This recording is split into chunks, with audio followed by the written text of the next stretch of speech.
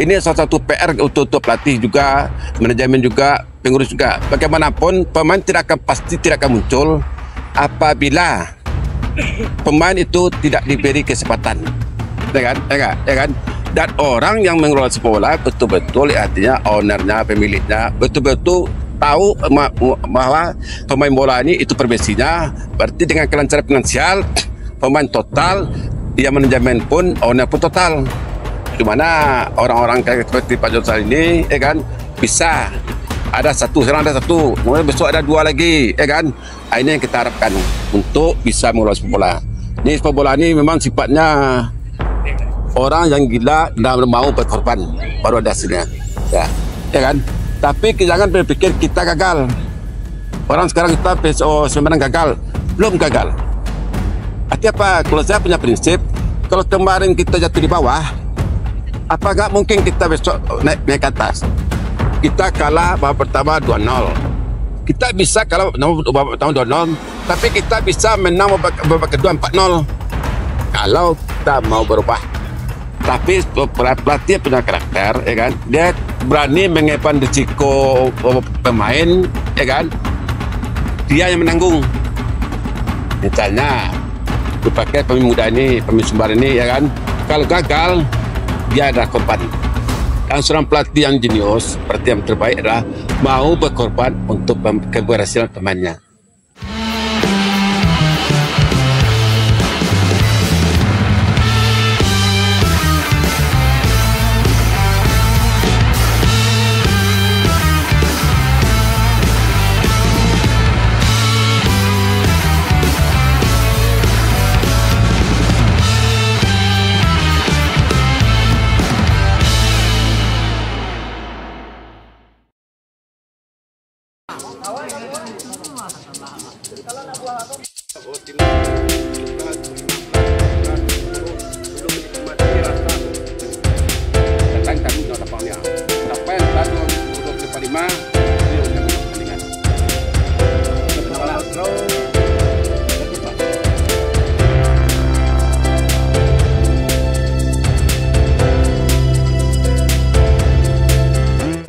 Untuk perkembangan Sumbar Sumatera Barat, ya kan, kita melihat sekarang ini, ya kan, kemarin akhir kita perkembangan Sumbar kita melihat di PON kemarin, ya kan.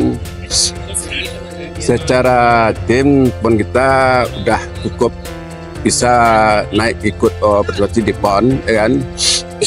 Tapi di waktu PON kita memang gagal, ya kan, gagal dengan kualitas sebetulnya kita bagus, ya. Dan ini salah satu beban buat kita semua untuk memikirkan sepak bola ke depan lagi. Tujuan apa? Supaya ke depan cara-cara kita lama mungkin harus banyak kita ada perubahan untuk lebih baik. Dan ini satu PR buat kita pembina sepak bola di Sumatera Barat, Sumbar, ya, biarpun pemerhati sepak bola ataupun sebetulnya owner sepak bola, biarpun pelatih, ya kan, oleh media. Sebenarnya kita punya program untuk kita tahun depan, 5 tahun akan datang, ada nanti pemain Sumatera Barat yang berkiprah lama, ya, di Liga 1. Ini harapan saya, kita semua, yang tanggung jawab kita semua, gitu. Memang ini agak lebih komplit, ya. Saya berkisah sedikit, ya, waktu generasi saya waktu dengan Bapak Datuk Makudum, ya, itu hampir sama dengan Pak Aziz sekarang, ya. Orang yang betul-betul peduli dengan sepak bola, artinya mau berkorban dengan sepak bola. Datuk Makudum dulu memang itu dia dilakukan. Generasi ini mungkin sekarang muncul. Datuk Makudum semua dia bergerak membantu pemain sepak bola di Kota Padang, Sumatera Barat. Dikumpul pemain Sumatera Barat yang terbaik, dijadikan PES Makudum, ya kan. Habis itu jadi pemain PSP Padang, ya kan. Habis itu main di Semen Padang. Saya masih ingat, ya, generasi kita kemarin.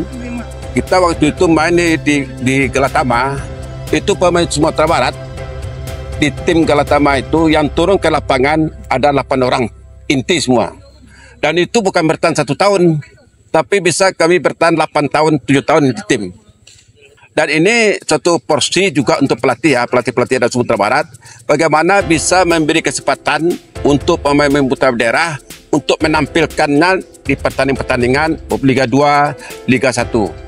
Ini salah satu PR untuk pelatih juga, manajemen juga, pengurus juga. Bagaimanapun pemain pasti tidak akan muncul apabila pemain itu tidak diberi kesempatan. Dan pemain tidak beri kesempatan, kita tidak bisa memastikan pemain itu gagal atau tidak bagus apabila dia tidak pernah turun. Harapan saya kita pengurus sekarang ke depan ya, bagaimana dukungan owner, pemilik-pemilik yang punya peduli sepak bola, ya kan, bisa mendanai sepak bola, ya kan, dan pelatih pun, manajemen pun memprioritaskan pemain Sumatera Barat bisa selalu bermain. Kalau tidak kita yang memberi kesempatan untuk pemain Sumatera Barat, tidak akan mungkin orang luar yang lebih prioritaskan pemain Sumatera Barat. Jadi kalau ingin maju Sumatera Barat, harus kita yang putra daerah dulu yang menampilkannya, berkorban. Terima kasih.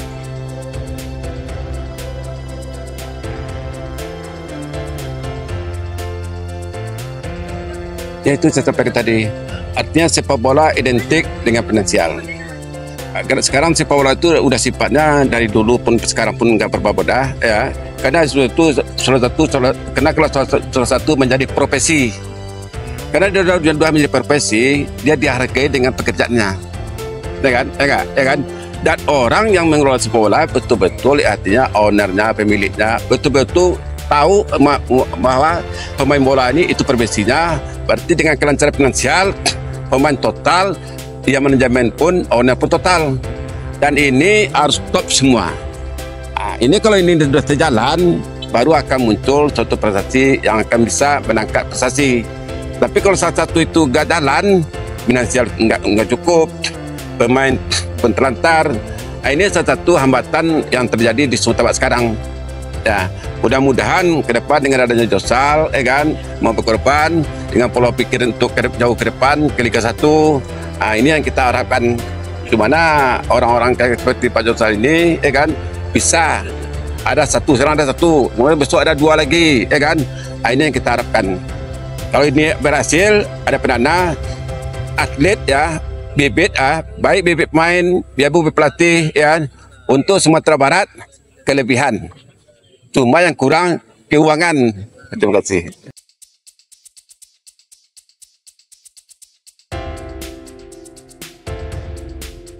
Jadi begitu terjadi kuncinya itu kan Asprov. Asprov itu adalah mengelola yang ada di sepak bola. Dan setengah lagi sepak bola itu ada beberapa elemen yang dibina ya, jadi Asprov. Yang pertama itu adalah pemain. Yang kedua itu pelatih. Yang ketiga itu adalah manajemen, ya kan? Wasit, pemain, pelatih, wasit, dan perangkat pertandingan. Dan kelima adalah manajemen tim. Itulah pengelolaannya. Yang lima ini ya dapat di Asprov, bisa terjadi yang bagus lima ini berjalan dengan bagus apabila itu tadi adakan kompetisi yang teratur, jadwalnya jelas dan berkelanjutan, jangka panjang. Dengan ini di sana akan timbul, dalam kompetisi ini akan timbul pembelajaran. Seorang pelatih dia belajar melatih, pemain dia belajar pemain, yang wasit belajar menjadi wasit, yang perangkat pertandingan UWP belajar jadi perangkat pertandingan, yang manajemen klub belajar manajemen. Inilah salah satu yang kata orang kompetisi. Kenapa? Kompetisi itulah yang membuatnya semua akan menjadi. Kuncinya apa? Kompetisi harus teratur. Ketuanya pun memahami itu harus teratur dan menyiapkan dana-dana untuk kompetisi yang teratur dan tidak membebani klub. Gitu. Pertama harus mengerti sepak bola, ya kan? Dan kedua, bagaimanapun harus kuat dengan finansial. Karena bagaimanapun sepak bola itu Asprov pun kadang-kadang dana Pemko tidak ada, dana APBD tidak ada. Ya, di sinilah kita minta nanti pengorbanan seorang ketua untuk bisa mengelola sepak bola. Ini sepak bola ini memang sifatnya orang yang gila dan mau berkorban, baru ada hasilnya. Ya. Sebetulnya betul yang kita harapkan Asprov memang sifatnya kan mengelola manajemennya, ya kan? Yang kita butuhkan orang besok itu orang yang mau berkorban, ya kan? Karena kalau orang yang berkorban kompetisi itu kan butuh biaya, butuh dana, ya kan? Nah, ini yang ketua nih, misalnya yang ketua besok, ya kan? Mungkin lama lagi 2000 November ya kan. Kita harapkan ada perubahan ya kan. Ketua Asprov ini bisa membantu klub-klub untuk dalam hal pendanaan. Karena ternyata klub yang ada di Sumatera Barat hampir rata-rata kesulitan selalu dengan keuangan, biaya pertandingan, ya kan, kalau bisa dibantu dengan ketua, ya kan, atau cari sponsorship, ya kan, dikelola secara profesional mencari sponsorship, sama dengan waktu yang sekarang ini Liga 1, ya kan, sponsorshipnya BRI. Nah, kalau kita harap ke depan itu juga seorang ketua kalau bisa dia mencari sponsorship kan kurang terbebani klub, ya kan. Sekarang pun Asprov bagus, ya kan. Kita tuh ingin perubahan untuk lebih bagus lagi, gitu, ya kan. Kita nggak nilai kemarin bagus, nggak jelek, enggak. Tapi kita selalu berpikir ke depan harus ada perubahan pengelolaan personal, gitu.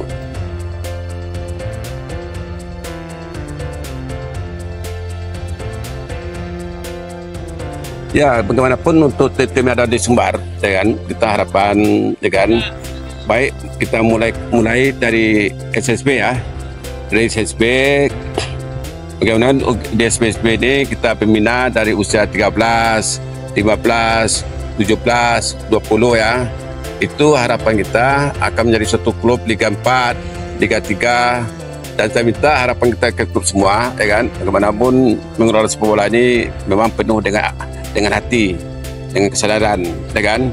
Kalau kita mengolah sepak bola dengan hati, dengan kesadaran, dengan kesenangan, akhirnya apa yang timbul selalu mau berkorban. Nah, itu kunci mengolah sepak bola. Sepak bola wajib harus dengan hati, dengan pikiran. Kalau itu kita ciptakan pengorbanan, kita berkorban dengan waktu, berkorban dengan pikiran, berkorban dengan uang. Nah, ini bisa muncul berkorban ini apabila ada rasa cinta dengan sepak bola.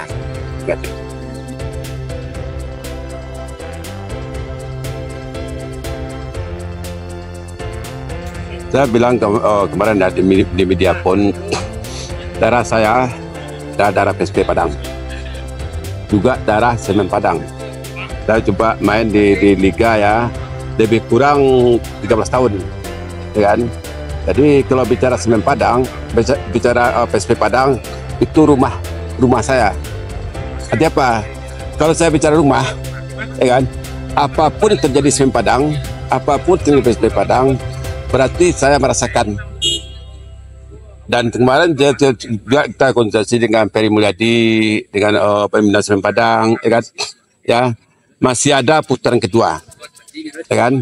Dan kita harus harus ingin yang sekarang ini, tim sekarang ini harus ada perubahan yang sangat frontal.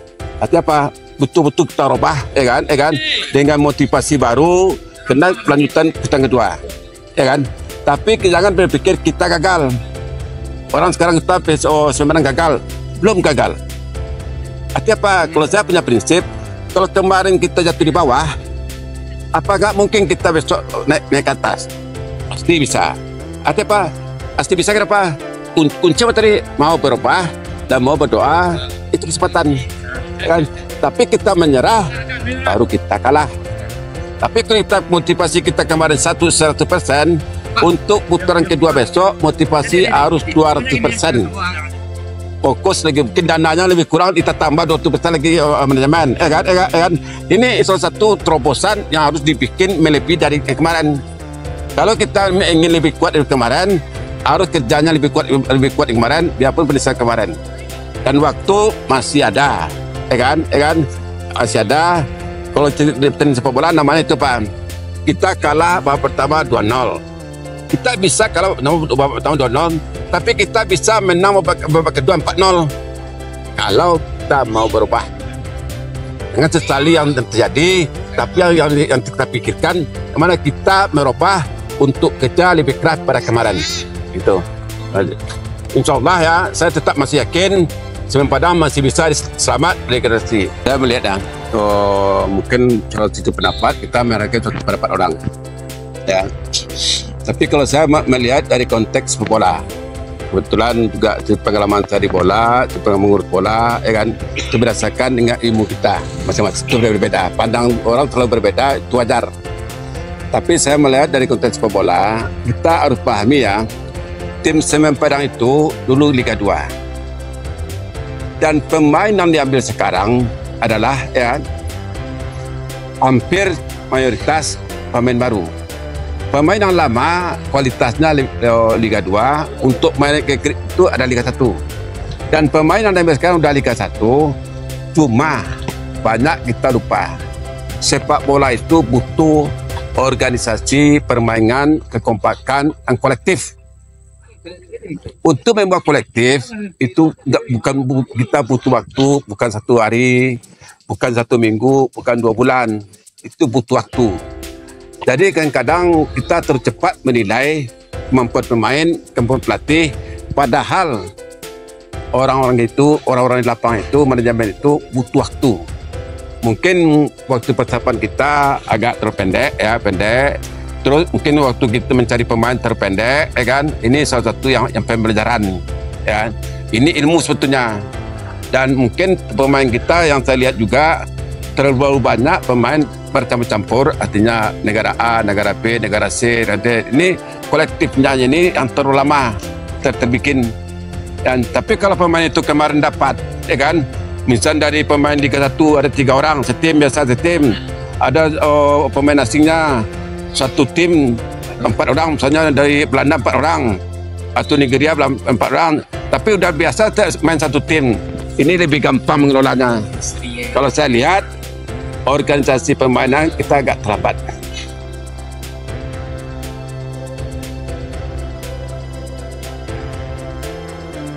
Memang kita lihat kemarin ya, pelatih kemarin sudah berani menampilkan pemain muda, ya kan, pemain muda Sumbar untuk berkiprah ada lapangan, ya kan. Dan harapan kita itu salah satu keberanian ya, itu nggak bisa dilatih seorang pelatih. Pelatih itu dia punya feeling masing-masing, nyali masing-masing, kepada masing-masing, dengan segala risiko. Apapun pelatih itu, setiap keputusannya pasti ada risikonya, ya kan. Artinya setiap penunjukan pemain lokal dipakainya pemain pasti ada risikonya, ya kan, enak, ya kan, pemain muda, pemain. Tapi pelatih punya karakter, ya kan, dia berani mengepan risiko pemain, ya kan, dia yang menanggung. Misalnya dipakai pemain muda ini, pemain Sumbar ini, ya kan, kalau gagal dia ada korban. Dan seorang pelatih yang jenius, pelatih yang terbaik adalah mau berkorban untuk keberhasilan pemainnya.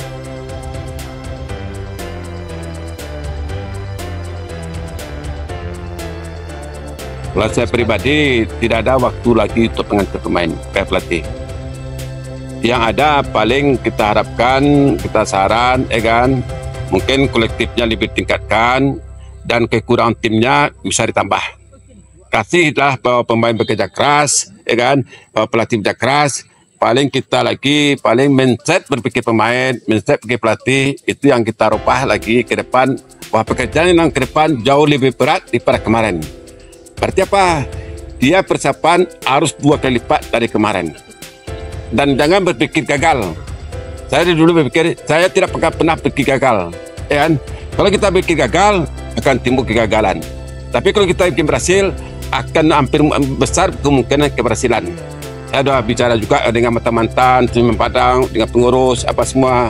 Jangan takut gagal. Waktu masih ada. Sebelum Liga terakhir, pertandingan terakhir, kita belum gagal lagi. Jangan bikin gagal. Insya Allah, Semen Padang dengan motivasi yang baru lagi, semangat baru lagi, bisa bangkit. Saya juga udah coba kontak yang dari mantan-mantan kami kumpul di WA grup, ada mantan itu Semen Padang itu darah kita, rumah kita, ya kan. Apapun salahnya, apapun kejadiannya, tetap Semen Padang. Artinya apa? Berarti kita apa? Kita motivasilah pengurus yang ada sekarang, manajemen sekarang ini untuk melakukan perubahan lebih besar untuk bisa membalikkan keadaan lagi, putaran kedua bisa bangkit. Insya Allah motivasi bersama inilah yang membuatnya kuat. Kita panggillah pemainnya, apa permasalahan pemain. Panggillah pelatihnya, apa masalah pelatihnya. Bercerita kita manajemennya, apa permasalahan manajemennya. Karena semua yang ada itu, baik manajemen tim, baik pelatih, baik pemain, pasti ada problem yang timbul sama dia, yang bikin dia main kurang maksimal. Jadi artinya apa? Dengan kita bicara dari hati ke hati, manajemen bicara hati ke hati dengan pelatih, manajemen kita bicara dengan pemain, kita harus tahu apa betul permasalahannya, ya kan? Dengan tahu permasalahan, tahu keluhan, baru ada solusi pencariannya. Jadi kita yang banyak terjadi, kita memponis. Kita nggak tahu apakah pemain yang salah atau pemain, nanti bisa pemain bicara, kami bagus, cuma kerjasama kami belum solid. Nanti bisa juga pelatih bicara, kita cemana saya pegang tim, saya baru pegang tim, ya kan? Karakter saya butuh pemain kayak gini, pemain saya kurang. Itulah satu bicarakan dengan manajemen. Saya butuh pelatih bicara, saya butuh pemain A, B, bagaimana manajemen orang bicara kombinasi inilah. Musyawarah inilah yang sangat betul-betul antara manajemen, pelatih, pemain harus duduk dengan owner Sembadang, harus duduk semeja untuk mencari permasalahannya, dan permasalahannya harus dicari solusinya. Insyaallah itu salah satu yang paling dalam sepak bola, apapun sepak bola itu solusinya. Dan jangan pernah dalam sepak bola, dalam tim manajemen menyalahkan. Tuh. Ya. Karena kita tim manajemen, ada yang salah. Kalau salah, semua salah. Kalau gagal, semua gagal. Gitu.